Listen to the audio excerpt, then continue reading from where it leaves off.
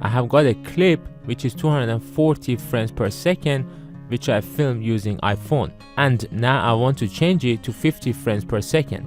So go to the effects tab, then go to the video effects and scroll down, go to the time and then select posterize time, drag and drop it on the clip, then go to the effect controls in top here, and if you go to the posterize time, automatically it changed it to 24 frames per second. If you select it, you can change it to anything you want, and I want it to match with my other parts of my video, and I change it to 50. And then we can go to the sequence and then click on render selection, and we have successfully managed to change the frame rate of this clip. I hope this video was useful. If it was, please don't forget to watch my other videos on my left and to subscribe to support my channel. I hope to see you in my next video. Bye bye.